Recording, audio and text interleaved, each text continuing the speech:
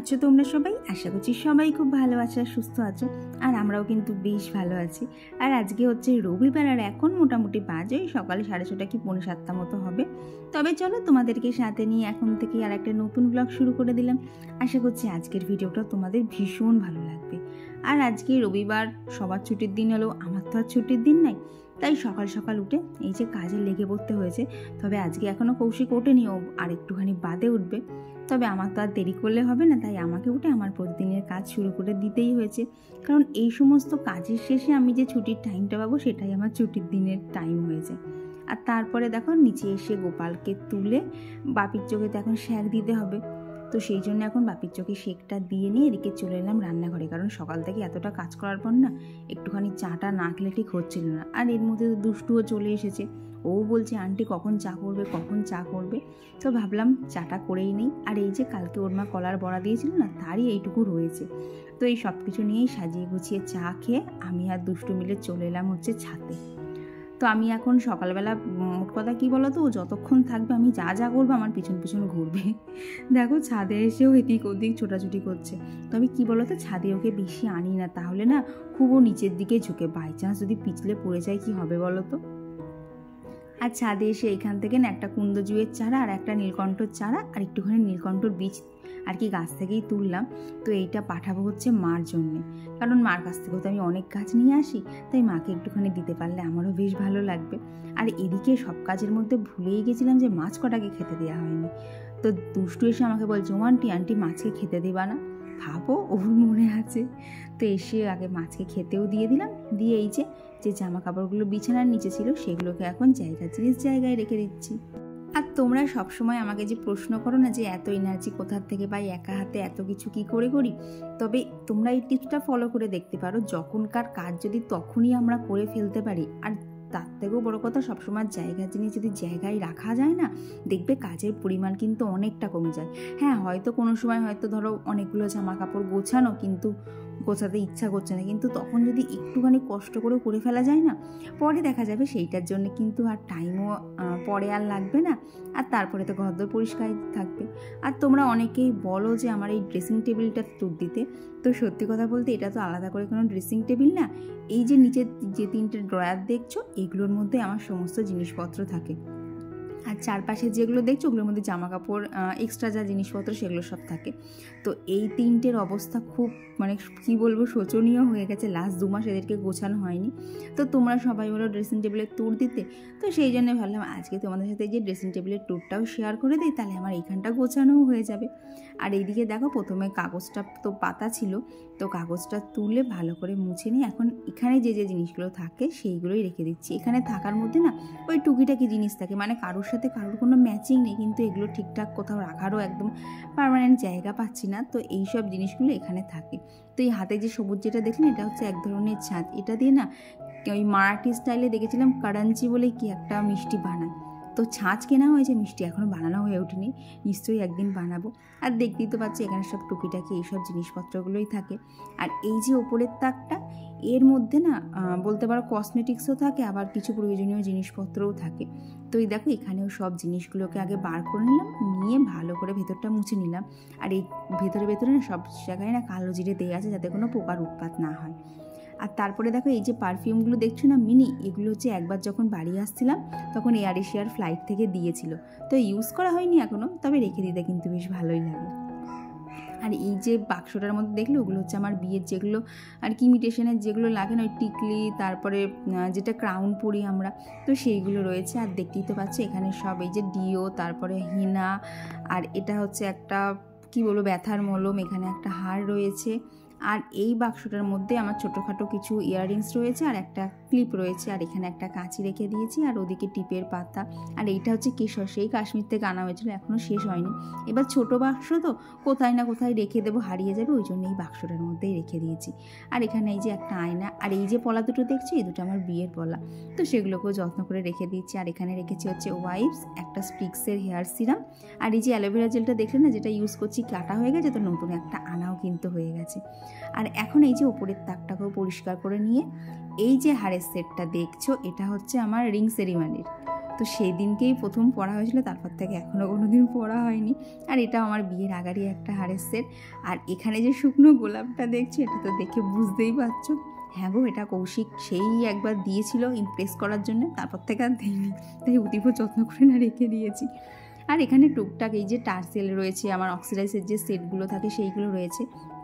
আর এই যে বড় বাক্সটা দেখছো, জানো তো এই বাক্সটা হচ্ছে মাকে গতবার পুজোয় যে শাড়িটা দিয়েছিলাম সেই শাড়ির বাক্স। তো মাকে শাড়িটা দিয়ে বাক্সটা না আমি নিয়ে চলে এসেছি।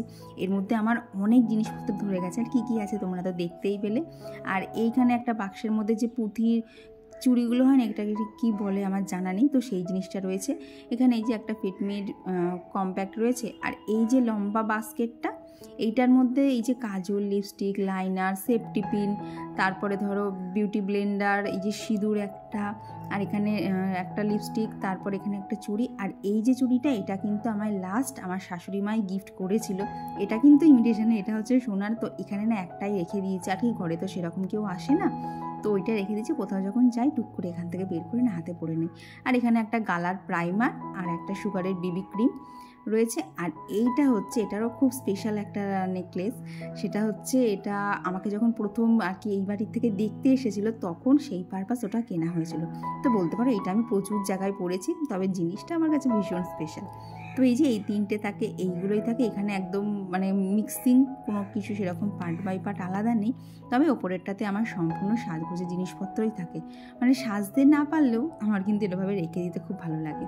আর এই দিকের কর্নারটাতে এই যে একটা ভিটামিন সি ক্রিম, বোরোলিন, এই দিকের ঝুড়িটায় লিপস্টিক, লিপ বাম, এইসবগুলো, নেল পলিশ, এগুলো থাকে। আর এখানে তো তোমরা কী কী থাকে জানোই, এই যে সিরাম, টোনার, তারপরে বডি লোশন, অ্যালোভেরা জেল, তারপরে এখানে রয়েছে কিছু বডি স্প্রে, এখানে একটা বডি লোশন, এখানে একটা বডি লোশন। আর এই দিকে যে চিরুনের যে আর কি বলবো ঝাঁকা মতোটা আছে, এর মধ্যে চিরুন থাকে, সিঁদুর থাকে, একটা এখানে কাজল রয়েছে, আর বেশ কিছু লিপস্টিক রয়েছে। কারণ সবসময় না ওটার মধ্যে ঘাঁটতে ইচ্ছা করে না, তো সেই জন্য এখানে না টুকটাক যেগুলো রেগুলার লাগে সেইগুলো রেখে দিয়েছি। আর আমার যাবতীয় যা ক্লিপ, এই যে ওয়ার্ড্রপের এই দিকের যে হ্যান্ডেলগুলো থাকে এখানে আছে। আর ক্লিপগুলো না এখানে আয়না বা কাঠে না আটকে, এই যে হ্যান্ডেলটা এখানে আটকে রেখেছি। তো তোমরাও কিন্তু এই টেকনিকটা ফলো করতে পারো, কারণ আমার মাকেও দেখেছি মা আয়নায় আটকে রাখতো। তো আয়নায় আটকে না রেখে না আয়নার সাইডে আটকাতে পারো, তাহলে না আয়নার ওপর ওই টিপের আঠা লেগে না চটচটেটা হবে না। তো বলতে পারো এইভাবেই আমার ড্রেসিং টেবিলটা গোছানো থাকে। তবে এই ক্ষেত্রে আমি একটা টেকনিকই ফলো করেছি, কোনো জিনিস না লুজ রাখিনি, সবসময় জিনিসপত্র কোনো না কোনো ঝুড়ি অথবা বাক্সের মধ্যে রেখে দিয়েছি, তাহলে না জিনিসগুলো একদম খুব ভালোভাবে অর্গানাইজ করা থাকে। তো ওইদিকে ড্রেসিং টেবিলটা ভালো করে গুছিয়ে নেওয়ার পর, আর কি ড্রেসিং টেবিলই বলছি তোমাদের ভাষায়, ওটা অ্যাকচুয়ালি টোটালটা মিলেই আমার ওয়ার্ডরোব। তোমরা তো দেখো ঘরে আলাদা করে কোনো আলমারি নেই, ওইটার মধ্যে আমার সমস্ত কিছু থাকে। তো ওই দিকটা গুছিয়ে নেওয়ার পর আজকে এই দিকটা ডাস্টিং করার পালা, কারণ ঘরটা তো কালকে করেছিলাম, আজকে আর ঘরটা অতটা করতে লাগেনি, শুধু আয়নাটা করে নিয়েছি, তাহলেই হয়ে গেছে। তো এই দিকটা তো কালকে করা হয়নি, তো সেই জন্য আজকে খুব ভালো করে এই দিকটাতেও পরিষ্কার করে নিলাম। আর কি বলো তো, গরমের মধ্যে না যদি এরকম একটু ভাগে ভাগে করে কাজ করা যায় না, তাহলে না প্রত্যেক দিনের থেকে একটুখানি না কষ্টটাও কম হবে। এই ফ্যান অফ করে ডাস্টিং করা যে কী কষ্টে, সেটা আমরা যারা করি তারা কিন্তু বলো একদম হাড়ে হাড়ে বুঝতে পারি। আর এই ডাস্টিংয়ের জন্য তো কেউ আমাদেরকে আলাদা করে সময় দেবে না, আমাদের সমস্ত কাজের ফাঁকে ফাঁকেই টাইম বার করতে হবে এইগুলো করার জন্য। তো এই দেখো ডাস্টিং করে এখন এখানে ঘরটাকে ঝাড়ু দিয়ে নিচ্ছি, কারণ এইটা করলেই আমার ওপরের কাজ এক রাউন্ডের বলতে পারো শেষ হয়। আর যেহেতু আজকে রবিবার, আজকে নিচে গিয়ে বানাতে হবে চাউমিনও, তবে চাউমিনটা একটুখানি বাদেই বানাবো, কারণ কৌশিক গেছিলো হচ্ছে বাজারে। তো বাজার থেকে ও বললো আজকে আর চিকেন খেতে ইচ্ছা করছে না, তো ওই জন্যে জ্যান্ত মৃগেল মাছ নিয়ে এসেছে। আর আমাদের বাড়িতে খুব একটা বড় মাছটা হয় না, কারণ কী বলো তো, বাপি না বড় মাছ একদম খেতে চায় না, বাপির এই ছোটো ছোটো মাছগুলো খেতেই পছন্দ হয়। আর যেদিনকে একান্তই বড় মাছ আনা হয়, কী করা হয় বলো তো, মাছের সাইডে যে গায়ে লাগা যে চামড়াগুলো থাকে না, বাপিকে যখন খেতে দেই চামড়াটা না তুলে নিয়ে দিতে হয়, নাহলে বাপি ওইগুলো একদম খায় না। তাই সবসময় কি আর আমাদের পছন্দটা দেখলে হবে, কখনো কখনো তো বাপির পছন্দটাও দেখতে হবে। তো সেই জন্যেই এইরকম মিলিয়ে গুছিয়েই করা হয়।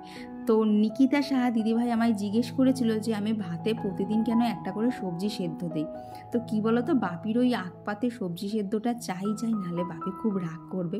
তো আমি অন্যান্য রান্না করতে গেলে মনে না থাকলে ওই প্রত্যেক দিন ভাতের মধ্যে একটা সবজি, আর প্রত্যেক দিন শাক ভাজা আর ডাল, এই তিনটা আমার প্রত্যেক দিনের রান্নাতেই তুমি খেয়াল করে দেখবে আমার কাছে কমনই থাকে। তারপরে এই যে চাউমিন নিয়ে দেখো কি কাণ্ড হচ্ছে, এখানে দুষ্টুকে খেতে দিয়েছি, ওই দেখো দুষ্টুর ভাই দেখেছো কীরকম থাবা দিচ্ছে। মানে ফেসবুকে আমি একদিনে এক জায়গায় পড়েছিলাম যে দুনিয়ার সবথেকে স্পিডের থাবা যেটা হয় সেটা হচ্ছে বাচ্চাদের হাত। সেটা আজকে একদম পুরোপুরি প্রমাণ পেয়ে গেলাম। মানে ওকে জাস্ট দিয়েছি ওর দাদাকে, সঙ্গে সঙ্গে ও থাবা দিয়েছে।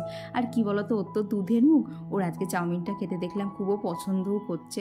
তবে বেশি দেওয়া যাবে না, কারণ দুধের মুখ তো হট করে এক গাদা চাউমিন খেয়ে ফেলে যদি পেটের ব্যথা করে, তো অল্প অল্প করেই দিয়েছিলাম। তো এদিকে তো দেখলে শাকটা আজকে এনেছিল, তো সমস্ত শাকটা কেটে যেটুকু রান্না করব সেটুকু বার করে নিয়েছি, আর বাকিটা এই যে প্যাকেটে ভরে দিলাম। আর এদিকে একটা মশলা তো দেখলেই কি পেস্ট করার জন্য বানালাম, ওখানে হচ্ছে সর্ষে আর কি কালো সর্ষের লঙ্কা, সামান্য লবণ দিয়েছি, আর দিয়েছি একটুখানি পোস্ত। তো সেটাকে একটু ভিজিয়ে রেখেই বাটবো। আর এদিকে দেখো চাল কুমড়োগুলোকে কেটে নিচ্ছি, আর কি পুরোপুরি কাটিনি, অর্ধেক অর্ধেক করে চিড়ে চিড়ে নিয়েছি। আর সেটা দিয়ে একটা রেসিপি বানাবো। তবে সত্যি কথা বলতে কি বলতো, এক্সপেরিমেন্ট করলে সবসময় যে সেটা খুব সুন্দর হবে তা তো না। আজকেরটা হয়েছিল, তবে মার মতো না অতটা পারফেক্ট করতে পারিনি। তবে কি বলতো, চেষ্টা তো করতেই হবে। আজকে হয়নি, পরের দিন হয়তো হতেও পারে। তো এই দেখো তেলের মধ্যে এখন একটুখানি হলুদ দিয়ে আর সামান্য নুন দিয়েছিলাম, দিয়ে ওই যে সর্ষে বাটাটা ছিল সেটাকে না তেলের মধ্যে একটুখানি নেড়ে একদম শুকিয়ে নিয়েছি। নিয়ে এখন এই যে চাল কুমড়োগুলো হালকা করে আর কি অর্ধেক অর্ধেক করে কেটেছিলাম, সেগুলোর মধ্যে এই যে সর্ষের পুরগুলো দিয়ে এখন মিডিয়াম হিটে ঢাকা দিয়ে খুব ভালোভাবে ভেজে নিতে হবে। তবে কি বলতো, হয়েছিল, তবে না মার মতো ঠিকঠাক আর অতটা সুন্দর হয়নি। চলো আর একদিন চেষ্টা করে যাবে। আর চলো তবে এবার তোমাদের সাথে বেশ কিছু কমেন্টও শেয়ার করে নেওয়া যাক। তো আমার আগের দিনের ভিডিওতে কমেন্ট করেছিল হচ্ছে Sonali Roy diary, simple life, Pushpa Jaiswari blog, Mou's lifestyle, Falguni Sarkar Didibhai, Popy lifestyle, Alisha, Mitali's world, Priti blog, Chandana Kole, Saini Ganguly Didibhai, Barnali Mondal, Rakhi Mondal Didibhai, Mousumi Debnath, Rita's lifestyle, Farhana Yasmin blog, Ankana Maity, Uma creation, Suparna Karmakar, Juhi Laskar, Debjani Mondal, Sabana blogs, Pinki Saha Didibhai, Soma for Manoj, Nivedita Rudra Didibhai, Dipa Mondal, Tarun Tithi blog, Dipa Das, Lira কবির। তো তোমাদেরকে জানাই অসংখ্য অসংখ্য ধন্যবাদ। তোমরা প্রতিনিয়ত আমাকে এতটা সাপোর্ট আর এতটা ভালোবাসা দিচ্ছ, সত্যি আমি ভীষণ ভীষণ খুশি। তো এই যে আজকে আমাদের দুপুরের লাঞ্চ আইটেম। গুড আফটারনুন বন্ধুরা, দেখতেই পাচ্ছ এখন চলে এসেছি ছাদে। তার কারণ দুপুরবেলাতেও যা গরম ছিল না, এখন একটুখানি না ঠান্ডা ঠান্ডা একটু হাওয়া দিচ্ছে, তো সেই জন্য একটু ছাদে এসে দাঁড়িয়ে যা দেখতে পেয়েছি চুলটা পেছন দিকে ছেড়ে রেখেছি, কারণ সারাদিন ওইভাবে ক্লিপ দিয়ে আটকে রাখার পর না মাথার এই সাইডে এত ব্যথা করে।